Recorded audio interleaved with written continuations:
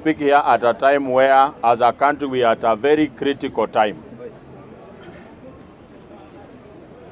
The time of preparing the budget for the country. Na leo tumekuwa hapa na session ya kudiscuss the finance bill. Finance bill is just revenue raising measures. How we are going to raise money to finance our budget. Ile ingine wamesoma ya 4.3 trillion inaitwa appropriations bill. Yenye natuambia how much money will go where. As we speak here, the reason why I take this process very seriously is because the largest spender of our resource revenue as we speak is debt. We have a budget of 4.3 trillion, but in this financial year that we are going to begin, debt alone will consume almost 2 trillion. Our internal revenue streams only account for 2.4 trillion. So tukishalipa deni na 2 trillion, we only remain with how much money? 400 billion.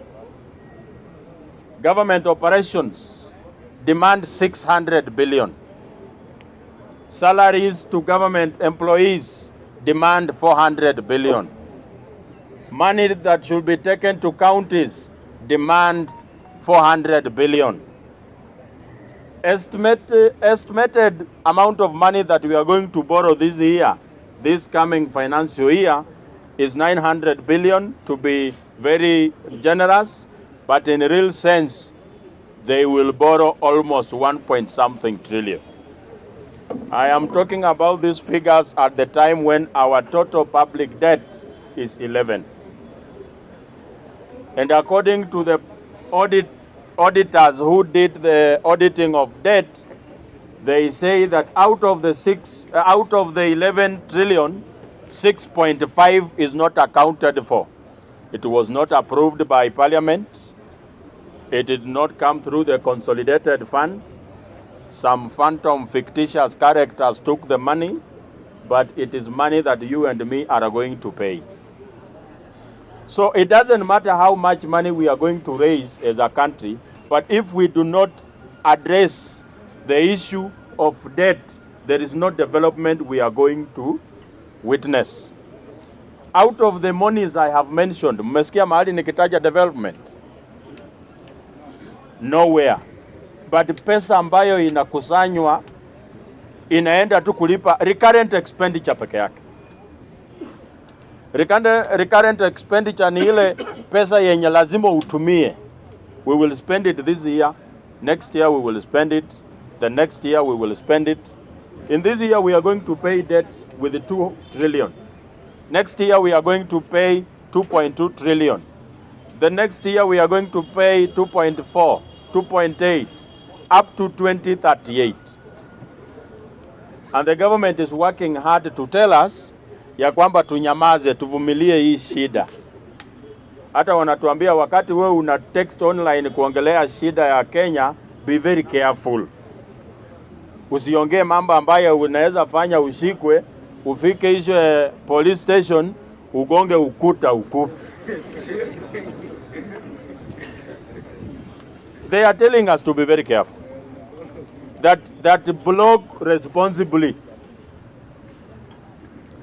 So in other words, they are telling us that we should not say the bad things that they are doing. We should be very careful not to say it, because ukisema mambo ya ajabu itakupata. But the reason why we are here and making this noise is because the budget making process in Kenya has been unconstitutional from 2013. We are only told about expenditure estimates, but they don't tell us about revenue estimates. How much money are we making? Which are the areas we should improve on? As we speak here, the biggest problem why we have failed as a nation is economy.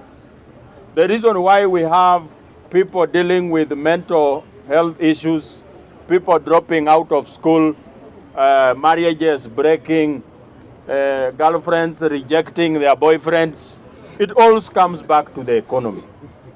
If you are not economically empowered, your girlfriend will be hit by your neighbor. Because wakati anataka chips kuku, you do not have money to purchase. Economists wanaitanga purchasing power. If your purchasing power is low, even your capacity to handle a relationship is low. Now, how do we deal with these issues? We deal with these issues by making sure that the people can access money without working so hard.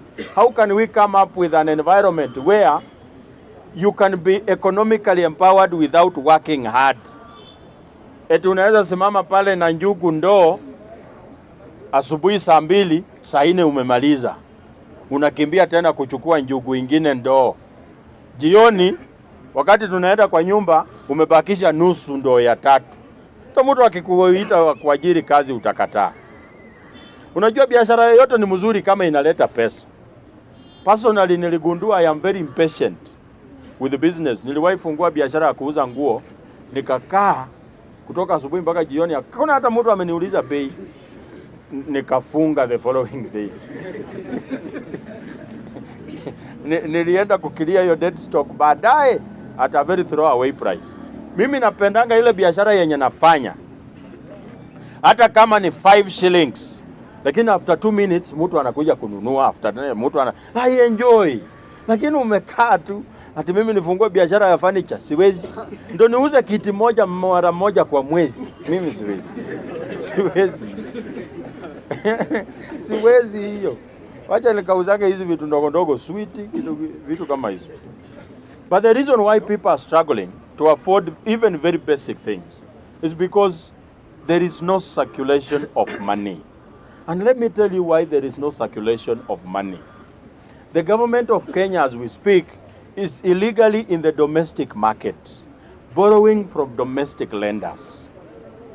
And when the government borrows heavily in the domestic market, what it does, it denies you an opportunity to access credit at affordable rates.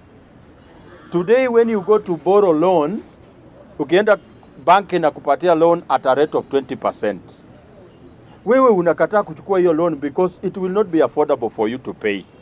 And the government and the bank is very confident doing that because they have the biggest customer called the government who is coming to borrow that money at any rate because they can pay. They can pay because they will come and deduct your share, deduct you, deduct you. The government is borrowing, so you cannot access credit. And again, the money you are earning, there are so many deductibles. Deductibles ni hiyo pesa unakatwa kwa mshahara yako. And at the end of the day, after being deducted, you still don't see the value of the money you've been deducted. Mtu kama mimi nalipa SHA 7,000 every month. This platform is called Social Health Insurance Fund, which means when I donate 7,000 to that platform, any Kenyan anywhere who does not have money should access medical care even without having money. That's why it's called social health. We moved away from national to social. But again, after being deducted 7,000, unapata your relative or close friend anakuomba tena 1,000 juu ako na ugonjwa na hawezi jitibu ama kuna dawa hajapata. So tena unamuongezea 1,000 ingine. Unaongeza kwa hiyo ya SHA inakuwa 8. Wakikuomba 4 umetoa 11,000 kwa SHA. Why are we being deducted money that we don't see? We don't see the value. The problem of Kenyans is that we are working so hard, but we don't see the fruits of our labor. And therefore, as we sing Ruto must go, as we say one term, as we say hi cousins, we must ask ourselves, why is Ruto going home? What has he failed to do?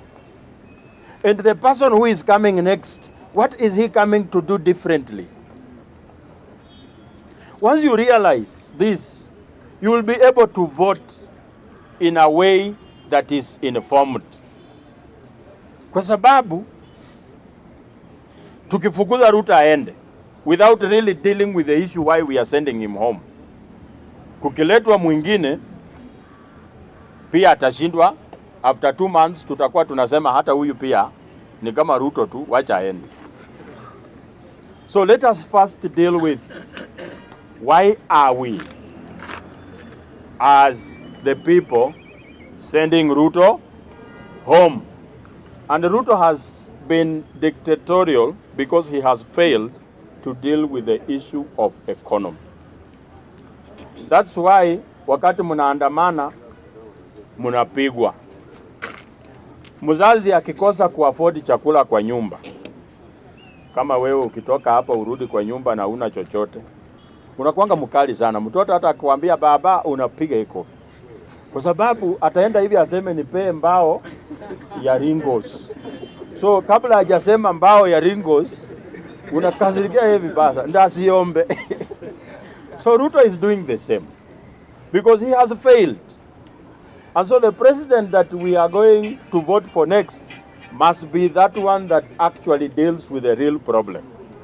As I wind up, Mr. Speaker, I want to give the Kenyan people a small story of how Kenya has come all the way